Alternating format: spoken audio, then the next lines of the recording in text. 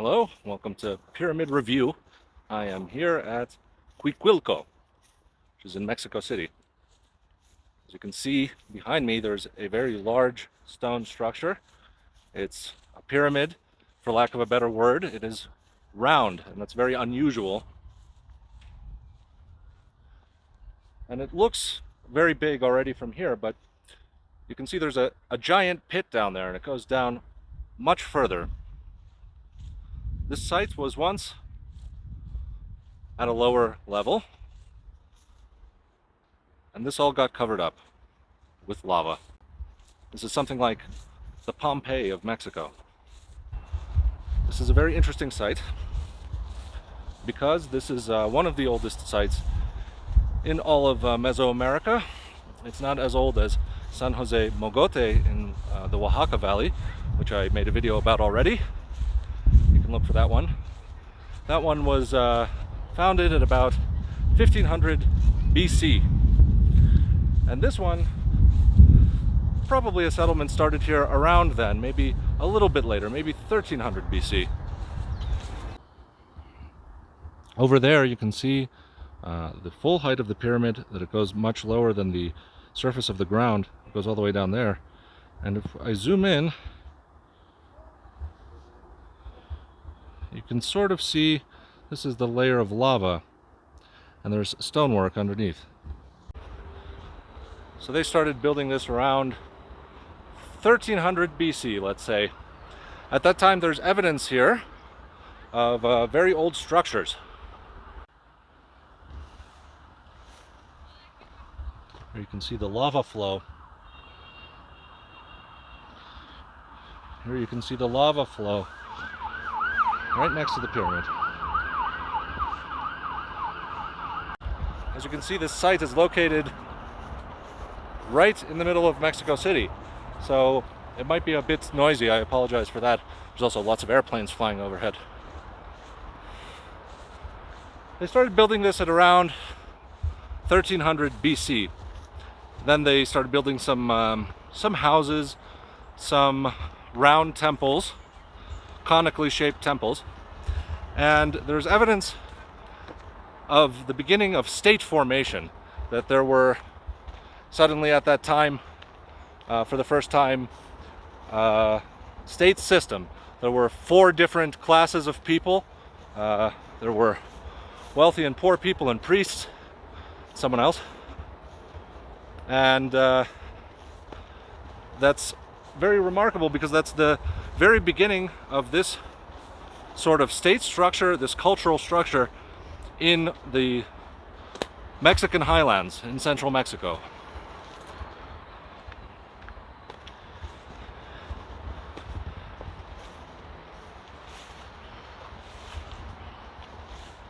Well, there's some animals around here.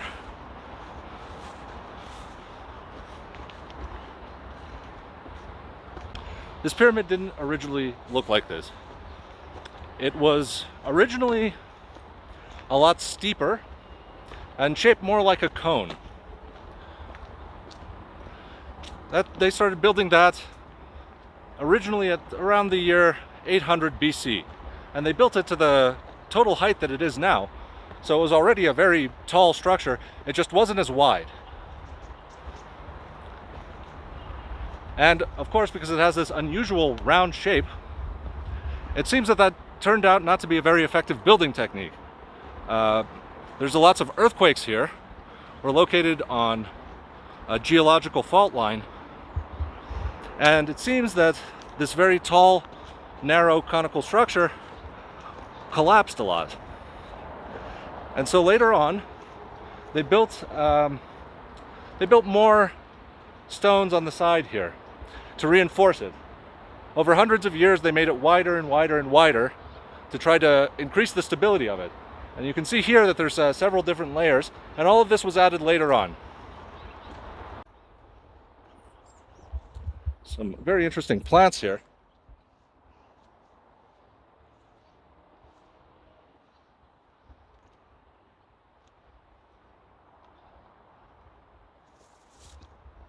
Some blue flowers.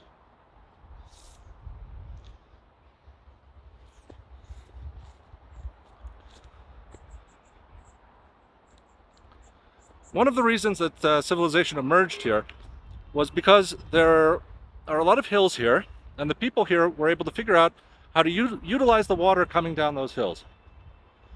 And so they started to dig canals and build agricultural terraces. And you may notice that's a recurring theme about how civilizations first began to spring to life, because if you have irrigation, you can grow a lot of food. And if you can grow a lot of food, you can have a lot of people. If you have a lot of people and you have a lot of food, then it's easy to build a big pyramid. Well, not exactly easy, but it's easier. So one of the most important things to this civilization, of course, was agriculture. And so they needed to know what time of year it was. And so they built this pyramid as a way to keep track of time, as a calendar. You can see that there's a very prominent spot up there, and that's in line with a mountaintop. And on certain days of the year, in April usually, like in many other pyramid sites, some sort of alignment occurs, that the sun rises in a certain spot, and it makes it possible to tell that the rainy season is about to start. And there's alignments that tell you when to plant your crops, and other ones that tell you when to harvest them. And by building these sorts of giant markers, it kept society running smoothly for hundreds and hundreds of years.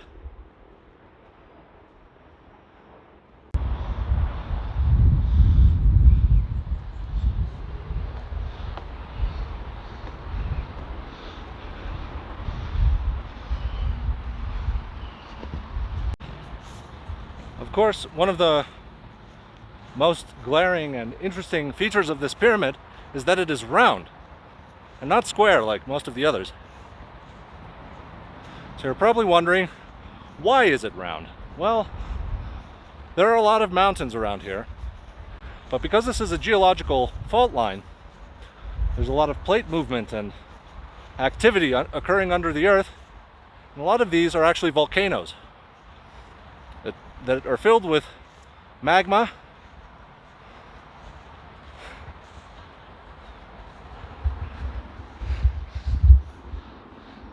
My friend's down there.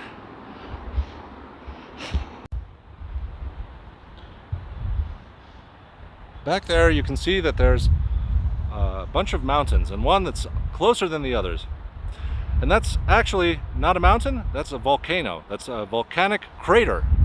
Cone-shaped volcanic crater. And in ancient times it used to smoke, maybe even be filled with lava, the way you would imagine a volcano to be. And people here, they recognized the power of the volcano, and they had a religion that worshipped the volcano. And so one of the things they did was they built their own volcano. That's why this hill is here, that's why it's shaped like a cone. And here in the middle, there's a big bowl cut out. And inside that bowl, that's the core of the volcano. And there they would do very important religious rituals. One of the main ancient deities of Mesoamerica that was still worshipped at the time of the Aztecs, when the Spanish arrived in Mexico City, Tenochtitlan, they were still worshipping a god called Huitzilopochtli, the old fire god. And was thought by many people in ancient times that Huitzilopochtli was the creator of the earth, that he created the earth and the universe out of fire.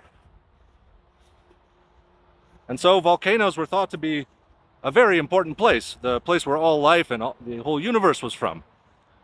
And so they created this artificial volcano. And here in the core of the volcano, they made this special sacred space. And people would come and enter, and the high priests and the rulers and the elites, they would do rituals here. There were altars here. They would do sacrifices involving fire. They would burn offerings. And it all happened right there. You can see there's a platform here, and that was where it all went down and the most important rituals occurred. Worshipping a volcano comes with certain problems. One of the main ones is that you live next to a volcano. And that volcano that's behind me, this ridge from there to there, that was all one massive volcanic crater. And then one day, some people think it happened maybe 100 BC, other people think it happened maybe 200 AD. That volcano erupted in a massive, massive, massive eruption of lava that flowed from that volcano all the way to here and all around. And it ended up just completely covering the city with lava. Cuicuilquians met their end. They were integrated into Teotihuacan, who had been their ancient rival. But the history of Teotihuacan is a story for another video. Look out for that one. Someone picking the flowers on the side of the pyramid. I realized it's chamomile. It's covered in chamomile. It's very lovely. Nice relaxing cup of pyramid tea. Here we have an interesting structure. I'm not really sure what it is. I think maybe it was a temazcal, a sauna, a steam bath. And that's something that existed in many later Mesoamerican cultures. People still do it to this day, and they sit in there for a very long time, and if you stay in there long enough, you'll go into a kind of a trance-like state and have all kinds of visions and things. They think it may be a representation of a primordial cave, maybe at the center of the earth, where the earth was created as well, maybe a representation of the underworld. And if so, it would be one of the earliest representations of the underworld artificially constructed in Mesoamerica. And you can see on that one side there's some drawings.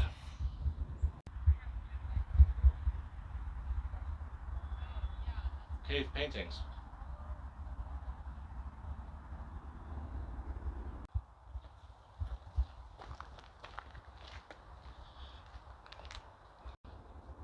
This is all lava.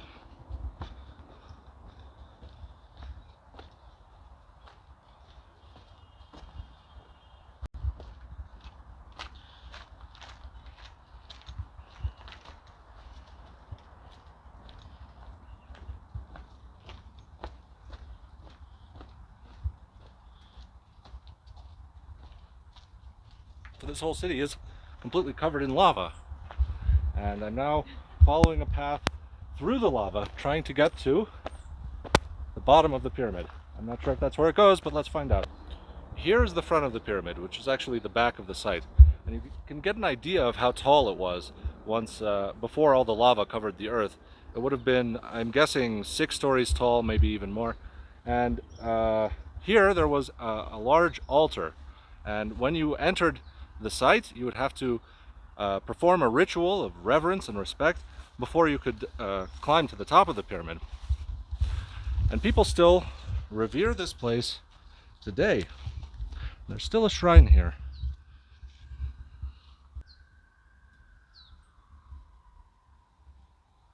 Cuicuilco was never forgotten, and it was remembered up until the time of the Spanish and still to this day. And that's why people make offerings at this site, to revere their ancestors.